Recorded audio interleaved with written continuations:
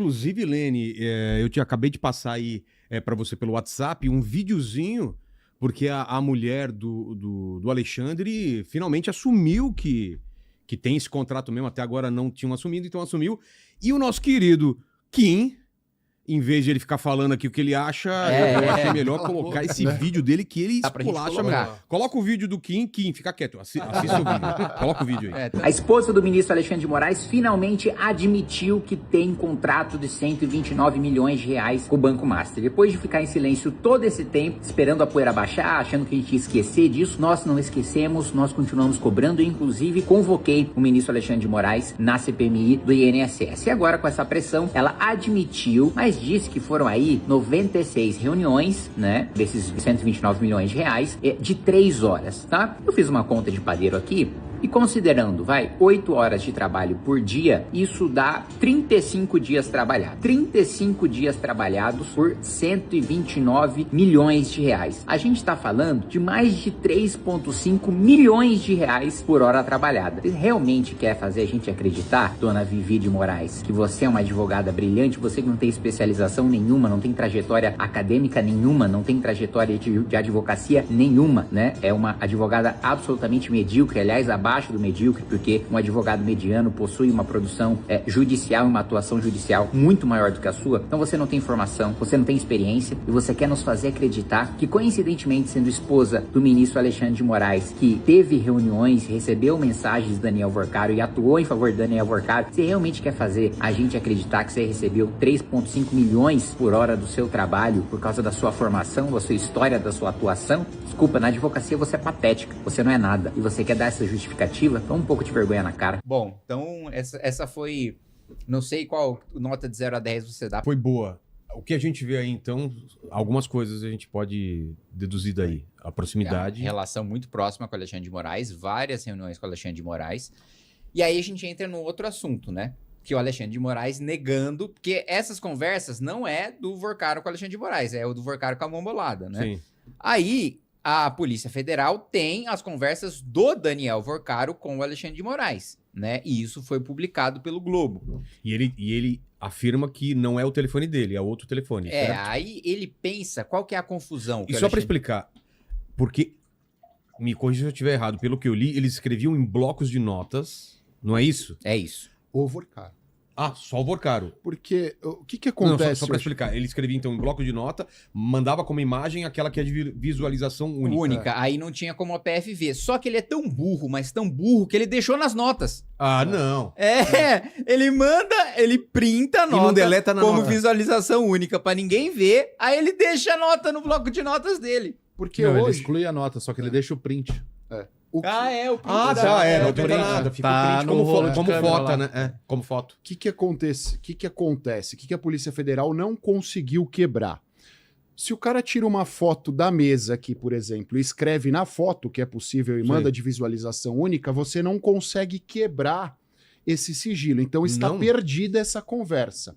O Daniel Worcaro viu que adotavam essa metodologia, mas ele tirava print. Tem uns hackers que essa de visualização única, eu não vi em nenhuma operação eles recuperarem isso. O Celebrate, lá o aparelho, o sistema que eles usam. O Worcaro ainda printava? Ele printava. Aí a dúvida, se ele printava ou se ele mantinha tudo no bloco de notas. Essa é a questão que a Polícia Federal não elucidou ainda, e seja qual for a alternativa que nos derem... Ele é burro. É burro, exatamente. Mas o que aconteceu foi o Jornal Nacional que desmentiu? Foi um jornal da Globo? Foi o Jornal Nacional. Né? Por quê? O Alexandre de Moraes, ele lança uma nota falando, olha, não tem como saber, não tem nenhuma pasta dizendo que aquelas notas foram mandadas como mensagem para o Alexandre de Moraes. Só que essas notas foram as que nós da CPMI, e do INSS tivemos acesso e que vazaram para a imprensa, né? E o Alexandre de Moraes estava pensando que era isso, mas não era isso. O que a Globo teve acesso é o que nós não temos acesso e que a Polícia Federal tem de troca de mensagens do Worcaro com o Alexandre de Moraes. Aí ele desmentiu pensando que a imprensa só tivesse a CPMI, mas a imprensa tinha coisa da Polícia Federal. Aí a imprensa vai lá e fala, puta, você mentiu, porque a gente tem um acesso aqui, tem a perícia da Polícia Federal e confirmando que foi você. E aí um monte de gente fez a comparação do próprio Alexandre de Moraes julgando Alexandre de Moraes. Como ele fez com a Débora do Batom, que ela apagou mensagem. O que ele falou? Obstrução de provas. Ele usou... E era um caso muito parecido, né?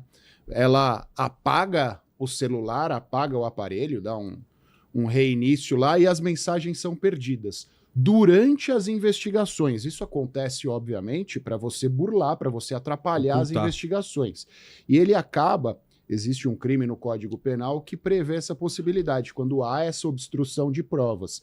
E ele também decreta a possibilidade no Código de Processo Penal de você decretar uma prisão preventiva de alguém que esteja atrapalhando a investigação através dessa obstrução.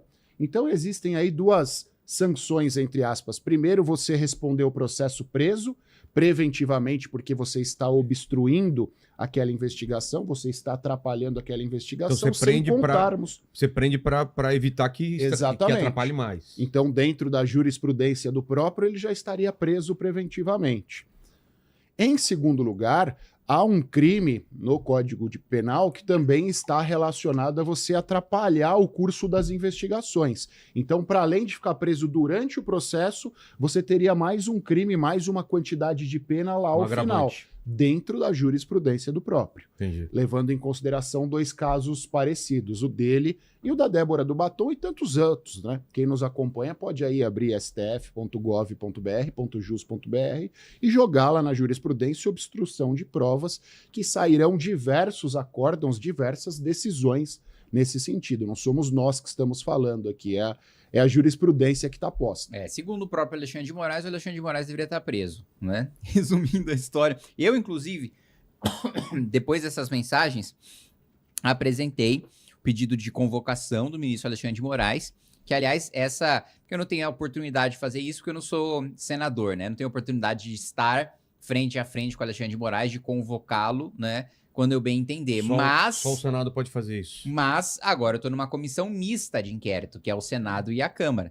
Então, eu apresentei o requerimento para convocar o Alexandre de Moraes e eu tenho o prazer de confrontá-lo com suas mentiras, com as provas que a gente tem, tanto da quebra do Vorcaro, como aquilo que foi apresentado pela imprensa de vazamento da Polícia Federal. Falar, e aí, Alexandre, e o contrato da sua esposa? Pra que foi? Não teve serviço prestado? E as reuniões que você teve? Ele já respondeu sobre isso? Ele respondeu nada. Zero.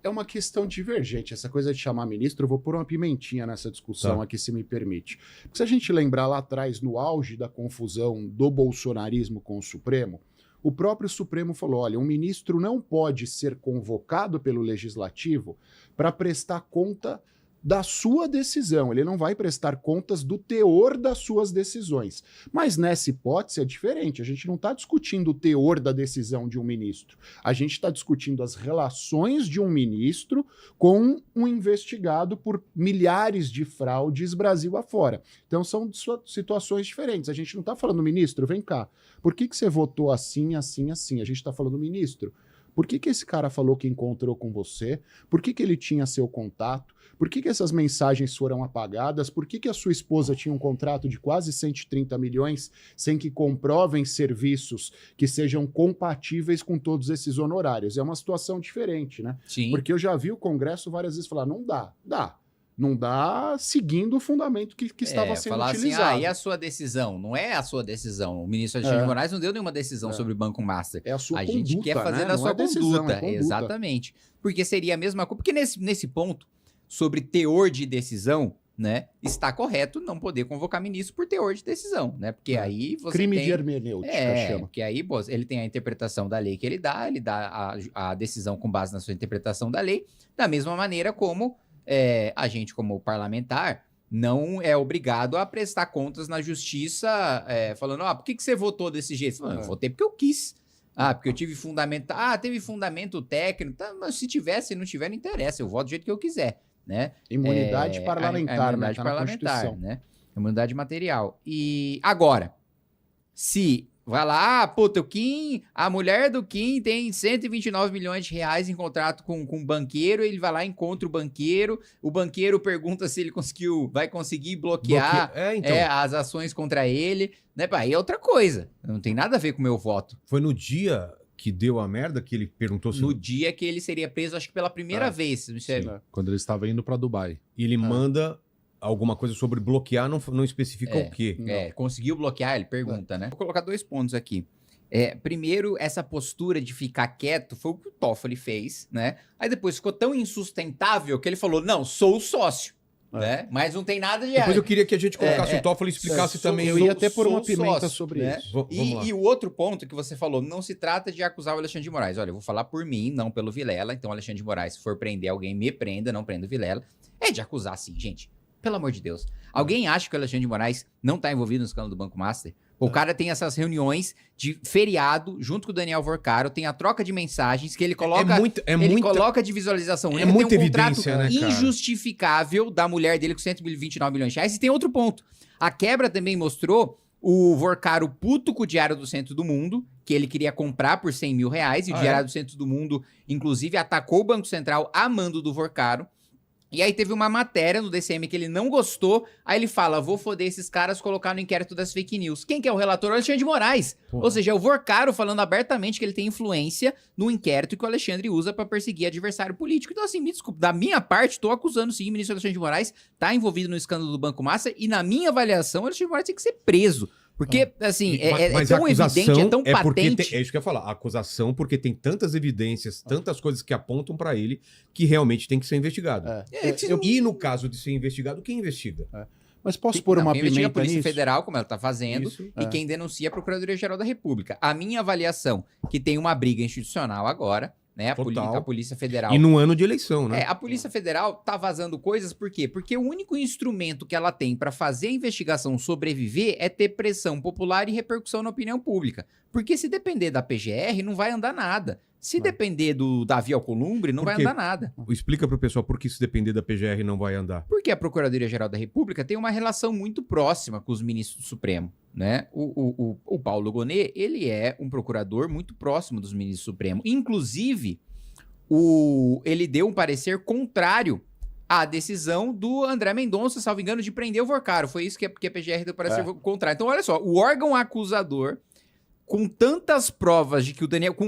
Com mensagem do Daniel Vorcaro dizendo que tem capanga para quebrar jornalista fingindo que é assalto, com esse nível de prova de que ele é um gangster, a Procuradoria-Geral da República, que geralmente, aí o Cássio vai saber dizer com muito mais propriedade do que eu, é o órgão que, assim, às vezes quer acusar quando nem deve. Sim. Né? É o órgão mais, digamos assim, agressivo, no ponto quando é um banqueiro poderoso fala, não, pô, não tem que prender, ele só tá mandando arrebentar um jornalista, pô.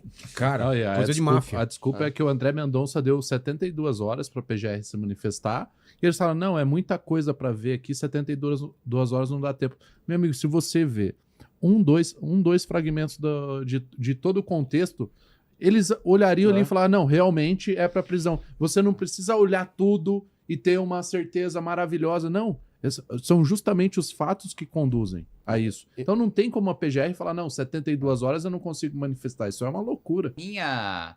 A minha avaliação em relação a isso, pessoalmente, sobre o ministro Alexandre de Moraes, é que ele se acostumou durante muito tempo a ter uma posição de poder confortável, né? Então, a não ser confrontado. Exatamente. Ele exercia como bem entender, aí a imprensa protegia ele, qualquer discordância em relação à atitude dele era coisa antidemocrática, ele era abertamente defendido pela Globo, né?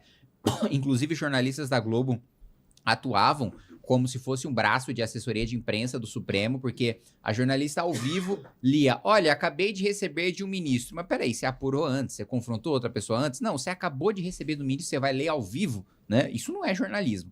Agora, a própria Rede Globo, o Gabeira falou na Globo News que tem que dissolver o Supremo todo. Se alguém falasse isso... O Gabeira acabou de... Eu vi se alguém falasse isso...